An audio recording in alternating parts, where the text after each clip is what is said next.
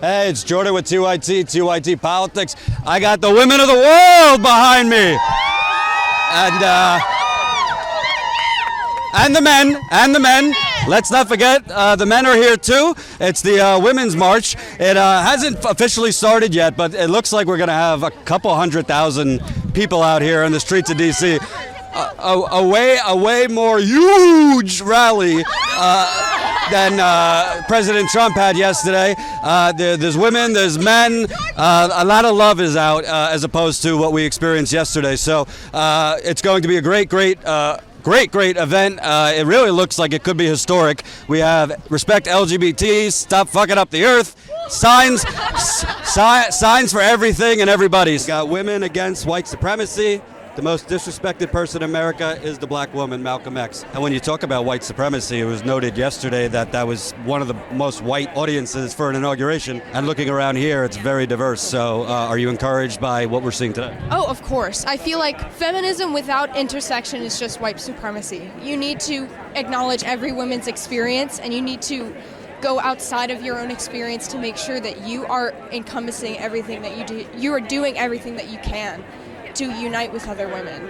Do you feel all these women coming together, as well as the men who support them, will, for lack of a better word, light a fire under our new president's behind and maybe change his tone a little bit, change his policies? I really hope so. Got gay, straight, white, black, brown, Jewish, Muslim, Christian, makes America great. I think she has everybody in there. Tell me about your sign. What does today mean to you, seeing this kind of diversity?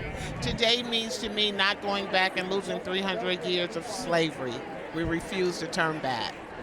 You think President Trump is going to be watching this and hopefully get the right message, or you expect something different? I believe he'll watch it. I don't think he's capable of getting a new message. Trans, women's human rights, and I love my trans sister. Talk to me. Obviously, Donald Trump's no fan of LGBT rights, those kinds of rights. Standing here today, are you hoping, I don't know if he's going to get the message, but are you basically saying we're not going to sit down and take going backwards? Yeah, I'm hoping that we're going to maintain our rights. Nothing's going to go backwards, and we're going to move forward. And in terms of the contrast from yesterday, when you saw, pretty much a 1950s Whitey McWhite crowd versus trans, black, white, straight, it doesn't matter. This is very powerful. This is America. This is what America is all about. We're America. This is the diversity of America.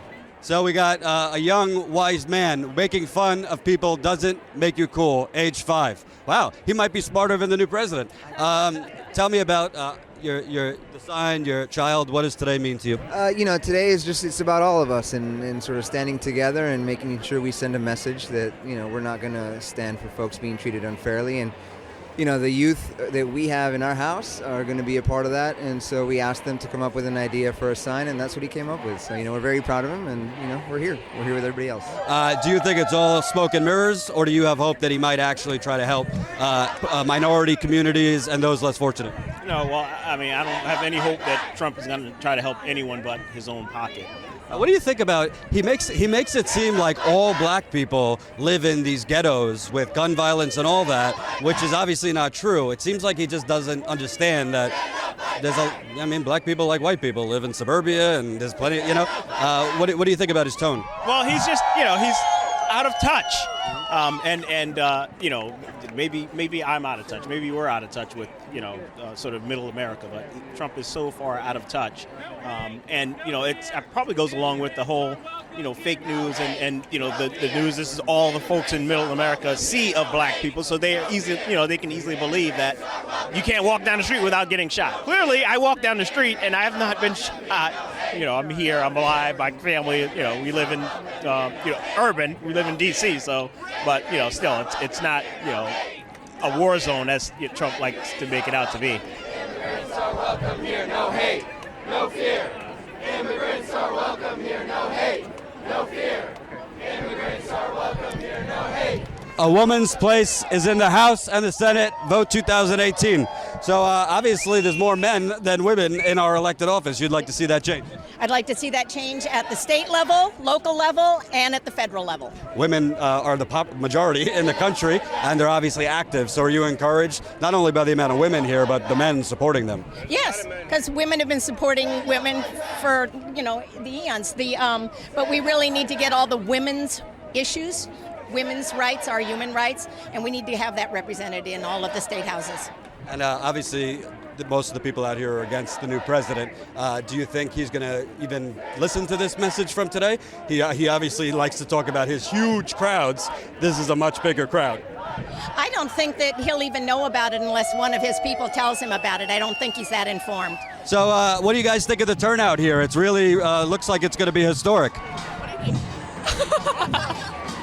I was like, I can't believe it. This is crazy. But I didn't expect there to be this many people. But it seems like compared to yesterday, which was kind of all white, very small, this is like real cross section of America, you know? yeah, I actually have a sign that says, respect women of color here. It seems to me like there's like 100 times more diversity here than we saw yesterday. Do you think the new president is actually going to be looking at this and possibly be persuaded at all to change his tone a little bit? Well, I certainly hope so. I think this is incredible. It's very empowering for all the women out there and really everyone in the country, so I really hope that it does make a difference. And how do you feel about seeing so many men out here? It seems to be kind of like pretty, not even, but there's a lot of men that are here to support you guys. Yeah, I think it's an event for everyone, and this is, all the causes that are represented today, everyone needs allies, right? So women and men together, we need to stand in alliance and say that all people are created equal, and that we mean that. So that's social, political, and economic equality for everyone, regardless of your sex, gender, orientation, or what you look like, so yeah. Are you encouraged? Because yesterday his speech was kind of like doom and gloom, like dark cloud hanging over America. You got a lot of love, a very love kind of energy here. Yeah, I think this is what America should look like. I think this is what it does look like, and I think it is very encouraging, yeah. So, working women of the world unite. We see a lot of men here supporting the women. Tell me about why you're here, and what does it say to you that there's so much male power against Trump in support of our women? Well, there's a lot going on there. Obviously, being a part of DSA, we're extraordinarily interested in bringing working women into the fold, no doubt about it. So being in solidarity with populations that are not as privileged as I am, for instance. Do you think, Trump's put a lot of people around him that kind of remind me of the 1950s TV dads, who kind of want like women in the kitchen and all that? Do you think he's going to get the message from this? Because he apparently responds to huge crowds. This is a lot bigger than his inauguration. Absolutely. I'm not sure he is going to get the message, although he should. And everyone who is watching on television at home today, anyone who sees these YouTube videos after this day is done, they need to know that the people power is real. Obamacare saves lives. Obviously, he's doing everything he can to abolish it, repeal it. His plan is people are gonna be beautifully covered. That's what he said. What do you say about his replacement plan? That sounds like a lot of hot air.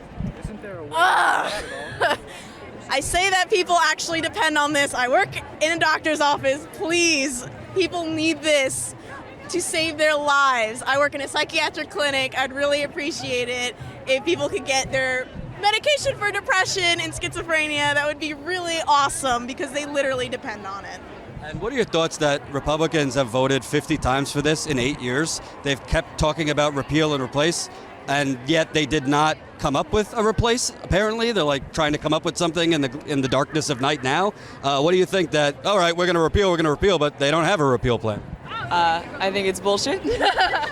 I'll believe it when I see it, and I don't think that they can I think when they get down to actually addressing the issues that we need to be addressed in any sort of healthcare replacement, they'll see that they can't do a better job that Obama's done. Their body, their choice. My body, my choice. Their body, their choice. My body, my choice. Their body, their choice. My body, my choice. I stand with Planned Parenthood. Just so you know, Mike Pence, his vice president, has tried to destroy Planned Parenthood in Indiana. He's done a lot of radical shit towards women. Tell me about your sign. Are you worried that Trump's going to take kind of an axe to Planned Parenthood? I do. I think it's a really important organization that provides health care for women for not just reproductive means, but as far as breast exams, birth control, regular physical exams, Planned Parenthood is a really wonderful organization. And I think if you take that away from women, you're really saying that they have no control over their bodies in any way, and that's just wrong. I mean, not a single person would be here without a woman. So we've given life, and you can't take that away from us. And how encouraged are you? I mean, this could go down as a historic number of people. It's looking like it's a couple 100,000. I'm moved. I'm too emotional. It's just, I could cry. This is so beautiful to have. I mean, something so ugly happened, and this is the most beautiful thing I've ever experienced in my lifetime. Like, this is amazing. I'm honored to be able to have the privilege to stand here and do this. Olympia Brown was here 100 years ago. She's one of the first ordained ministers in our country, and she fought for women's suffrage movement. She was a minister in Racine, Wisconsin. Olympia Brown, Unitarian Universalist Church. We're proud to bring her here today. How encouraged are you guys by what you're seeing today? I'm really encouraged just to see all the good energy and the young people, and I think it's a good hope for our future. So this pussy grabs back. That's the only time it's acceptable for a man to say that. I love it. Talk to me about your sign and what you're seeing today. This is my first march, so we gotta get everybody educated. This is women. This is women's rights. And what's nice is it's not just women. It's men here supporting women. Everybody's here. Men, women, everyone. It's about equality. Make America think again. I think the fact that this mall is so crowded right now speaks volumes about what America thinks about our current president as of yesterday. But I'd be interested to know when the last time was such a demonstration took place on the day after an inauguration. Because it's nothing like this, and these people are bringing not only women's rights, but all issues to the table that our president seems to completely ignore, which would impact all of us.